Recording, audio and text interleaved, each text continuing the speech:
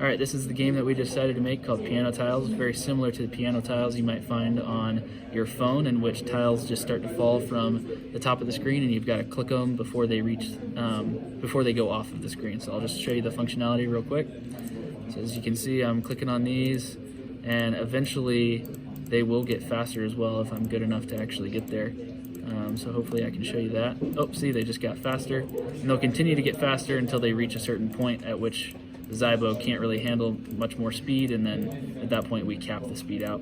Now if I let one go off, it'll instantly end and show us how many tiles I successfully pressed. And then the other functionality is let me show you. The other functionality is if I mispress, then it will also go ahead and directly end the game and show you how many tiles you pressed. The hardest part of this lab was probably getting the functionality for this struct right here. This struct keeps track of our X and Y values for all our different tiles and resets all of our different tiles. And the hard part was getting all of our different files to recognize the changes of these variables and actually accessing and changing this X and Y value. So we did that by making a function called return tiles array that allowed us to directly access those variables. And then because we were able to directly access them, we were actually changing those values, which then allowed all of our different files to recognize it no matter what.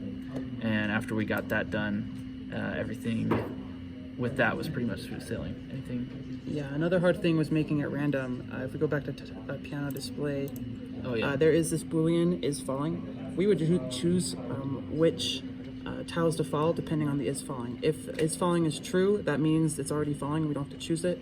But if it's false, that means we can suggest that to fall randomly.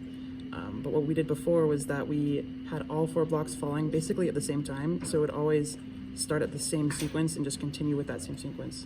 And so we changed the functionality so that not all of them are falling at the same time, so that there were more columns to consider when randomly choosing a column. Yep, and that's it.